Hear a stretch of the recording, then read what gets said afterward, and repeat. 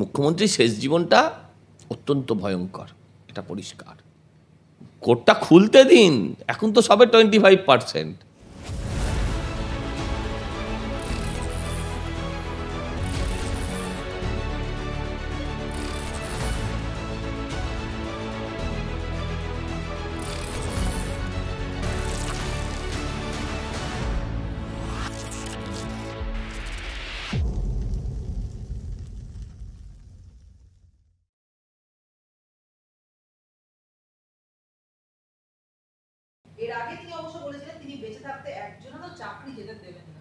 ওনার মুখ না মুখোশ, অন্য কেউ হলে অন্য কথা বলতাম। হ্যাঁ, ওনার তো কথার কোনো মূল্য নেই। উনি গত 7ই মে ইন্ডোর স্টেডিয়ামে দাঁড়িয়ে বলেছিলেন একজনেরও চাকরি যাবে না। উনি বলেছিলেন plan A, plan B, plan C, plan D. হ্যাঁ, এখন কি হলো সব প্ল্যানের? এখন বলছে আমি কোর্টের নির্দেশ ছাড়া কিছু মানব না। কোর্টের নির্দেশ তো যে কোনো মানুষকেই মানতে হবে, ঠেলায় পড়ে মানুক আর মন থেকে মানুক, সেটা তো তাদের নিজস্ব ব্যাপার। তো আমার যেটা মনে হয় যে মুখ্যমন্ত্রী যে কথা বলছেন, হ্যাঁ, সেটা প্রথম থেকেই মিথ্যে কথা বলছেন। আসলেই ওনার কোর্টের নির্দেশ ছাড়া বানার মতন কিছু নেই, কোনো জায়গা নেই। আর দ্বিতীয়ত, যে পরীক্ষাটার ব্যবস্থা উনি করেছেন সেটা কিন্তু আদালতের নির্দেশ মেনে নয়। কারণ সেখানে উনি বলেননি যে টেন্টেডরা পরীক্ষা দিতে পারবে না। সেক্ষেত্রে উনি বলেননি যে শুধুমাত্র যারা সেই 16 সালের ক্যান্ডিডেট, যারা সেই সময়কার অ্যাপ্লিক্যান্ট ছিলেন, তারা পরীক্ষা দিচ্ছেন। এটা কিন্তু যে ছেলেটি 2025 সালে বা 24 সালে কোয়ালিফাই করেছে, এই পরীক্ষাটা দেওয়ার যোগ্যতা যে অর্জন করেছে, সেও এই পরীক্ষাটায় বসতে পারবে। মানে ধরে নেওয়া যেতে পারে যে এই পরীক্ষাটায় অন্তত 30-35 লাখ ছেলেমেয়ে পরীক্ষায় বসতে পারে, যদি এটা পরীক্ষা হয়। কিন্তু তার আগেই যদি আবার মামলা হয়ে যায় আলাদা কথা। আর পরীক্ষা হলে আবার মাল কামাবে ওরা, পরীক্ষা হলে আবার মাল ঝাড়বে, পরীক্ষা হলে আবার চুরি করবে, এতে কোনো ভুল নেই।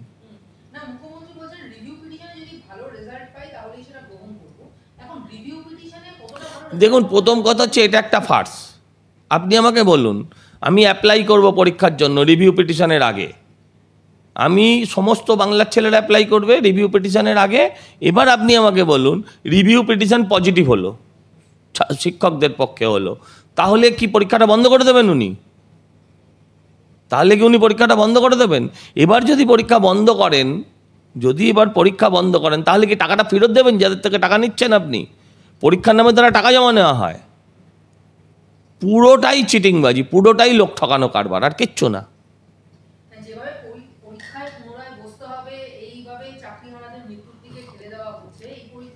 মুখ্যমন্ত্রী যদি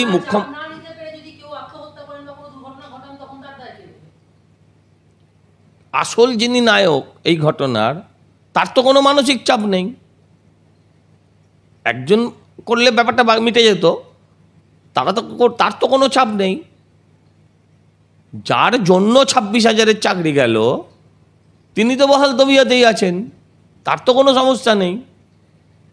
হ্যাঁ, যাদের মাথার ছাদ চলে গেছে, যাদের পেটের ভাত চলে গেছে, যারা আগামী দিন কি করে ছেলেমেয়ের সংসার চালাবেন, বাবা মাকে ওষুধ কী করে কিনবেন যারা জানেন না, আমি চাইবো না তারা কেউ এরম করুক। তাদের বলবো যে আপনারা ভুল পথে কখনো পা দেবেন না। কিন্তু যদি কেউ ভুল পথে পাও দেয়, তাকেও তো ভুল বলতে পারবো না, এগুলো আমরা ঘরে বসে, হ্যাঁ, এয়ার কন্ডিশনে অনেক কিছু বলা যায়, বাস্তব তো অন্য কথা বলছে না।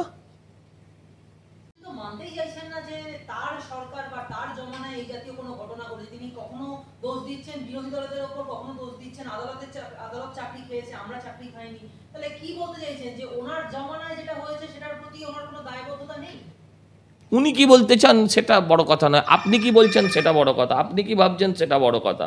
ওনার কথার কোনো গুরুত্ব নেই বাজারে।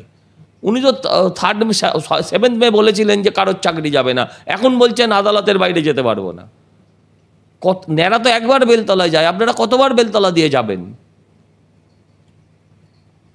ন্যাড়া তো একবার বেলতলায় যায়, হ্যাঁ, কতবার পরে তাকে মনে করবেন যে তার বিশ্বাসযোগ্যতা শূন্য।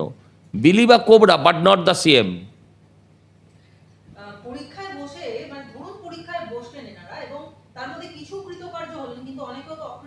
না না 26,000-এর মধ্যে ধরে নিচ্ছি আমি, যদি 20,000 নন টেন্টেড হন, এই 20,000 তো চাকরি পেতে পারেনি না। 1, 2 তারা আরও মার খাবে কোথায়? পরীক্ষার রেজাল্টে। তাদের উচ্চ মাধ্যমিক আর মাধ্যমিকের, আপনি ভাবুন আজ থেকে 15 বছর আগে, 16 বছর আগে মাধ্যমিকের রেজাল্ট কত পাওয়া যেত নাম্বার, আর আজকে কত মার্কস পাওয়া যায়। সেই মার্কসের কাছেও তো তারা পিছিয়ে পড়বে। ধরুন আমি ধরে নিলাম তারা ওএমআরে পাস করলেন, কিন্তু যখন তাদের মার্কশিটটা আরেকটা মার্কশিটের সাথে তুলনা করা হবে, নতুন মার্কশিট সে দেখবে সে ঝুড়ি ঝুড়ি নাম্বার পেয়েছে, তখন সে কোথায় যাবে? হ্যাঁ, এই পুরোটা মানে একদম মানে ওই ঘেঁটে ঘ বলে মুখ্যমন্ত্রী তাই করে দিয়েছেন বিষয়টাকে। তাহলে সজলদা একটা জিনিস তাহলে আমরা এটাই মনে করতে পারি যে আদালতকে অবমাননা করছি না বলেও যারা মানে টেন্টেড আদালতের বিচারে সেই টেন্টেডদের টার্মিনেট করার কথা তো আদালত বলেছিল, তাদেরকে মানে সেক্ষেত্রে আদালতের নির্দেশ মানা হলো না, তাহলে এটাও তো আদালত অবমাননা। 100% পুরো পরীক্ষাটাই আদালত অবমাননা। কারণ পরীক্ষাটা নিতে বলা হয়েছিল শুধু তাদের জন্য যারা 16 সালে পরীক্ষা দিয়েছিল, শুধু তাদের জন্য, বাকিদের জন্য এই পরীক্ষাটা ছিল না। এ তো একটা নতুন, ধরুন এটা 2025 সালের এসএসসি পরীক্ষা হচ্ছে, আর কিচ্ছু না। এবার যে পারো অ্যাপ্লাই করো, এবার যে পারো অ্যাপ্লাই করো, আর কিচ্ছু না। মুখ্যমন্ত্রী গতকাল জানিয়েছেন যাদের টাকা ফেরত দিতে বলা হয়েছে বা বলা হয়েছে চাকরি পরীক্ষা বসতে পারবে না, তাদের জন্য অন্য বিভাগে তারা যোগ দিতে পারে। আমার তো মনে হচ্ছে তাদের চাকরিটা অ্যাসিওর্ড। আমার মনে হচ্ছে হতে পারে ক্লাসের বদলে স্কুলে ঘন্টা বাজানোর, কিন্তু তাদের চাকরিটা নিশ্চিত করছেন মুখ্যমন্ত্রী, যে তুমি চাকরি না পাও, তুমি স্কুলে ক্লাসে গিয়ে ঘন্টা বাজাবে, টিচার না হও তুমি ঘন্টা টিচার হবে, কিন্তু তোমার চাকরিটা থাকবে। কিন্তু যেটা আমরা বুঝতে পারছি যে চাকরিটা নিয়ে প্রশ্ন যাদের উঠছে তারা হচ্ছে আপনার যারা নন টেন্টেড। সজলদা, এই যে গ্রুপ সি বা গ্রুপ ডি তে উনি বলেছেন যে যাদের আদালত থেকে বলেছে টাকা ফেরত দিতে তাদেরকে গ্রুপ সি গ্রুপ ডি তে নেওয়া হবে, ওরা শিক্ষা বিভাগে আবেদন করতে পারেন, তবে আলাদা আলাদাভাবে বিজ্ঞপ্তি জারি করা হবে এবং যারা দাগি তাদেরকে অন্য দপ্তরে কাজ দেবেন, এটা পরিষ্কার। তাহলে আমার প্রশ্নটা হচ্ছে যে এই গ্রুপ সি গ্রুপ ডি এটাও তো সরকারি চাকরির আওতাতেই পড়ে, তাহলে মুখ্যমন্ত্রী যে চাকরিটা দেবেন সেটা কি সরকারি চাকরি হবে না বেসরকারি চাকরি হবে? বেসরকারি চাকরি হলে আর মুখ্যমন্ত্রীর কাছে চাইতে আসবে কেন? বেসরকারি চাকরি হলে মুখ্যমন্ত্রীর কাছে চাইতে আসবে কেন?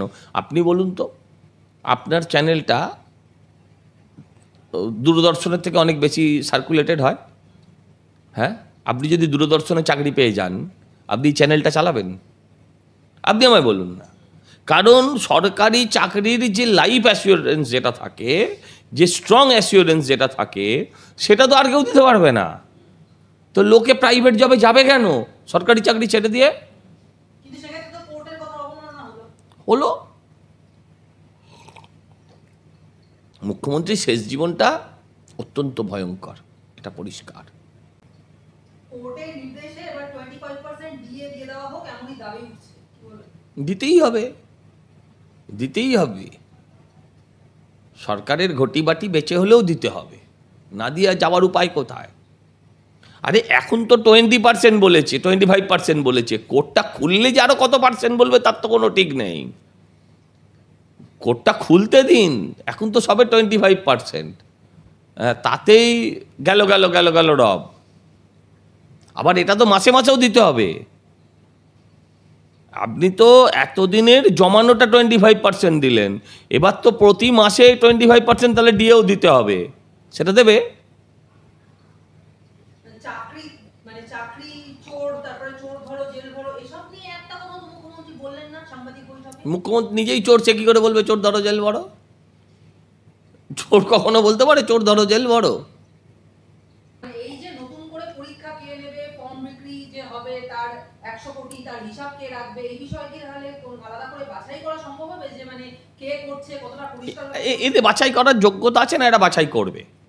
আপনি আমায় উত্তর দিন। এদের সেই বাছাই করার যোগ্যতা, সেই বাছাই করার মানসিকতা এগুলো আছে না? তারাই বাছাইটা করবে। এমনও প্রশ্ন উঠছে তাহলে আদালতের নজরদারিতে নতুন করে চাকরি পরীক্ষা নেওয়া, সেটা কি সম্ভব? অসম্ভব ভাই কি আছে? অসম্ভবও কিছু না, অসম্ভবও কিছু না। আমি জানি না, সেরাম তো নির্দেশ আদালত দেয়নি। যতক্ষণ না আদালতে সেরাম নির্দেশ আসছে সেটা সম্ভব নয় হয়তো।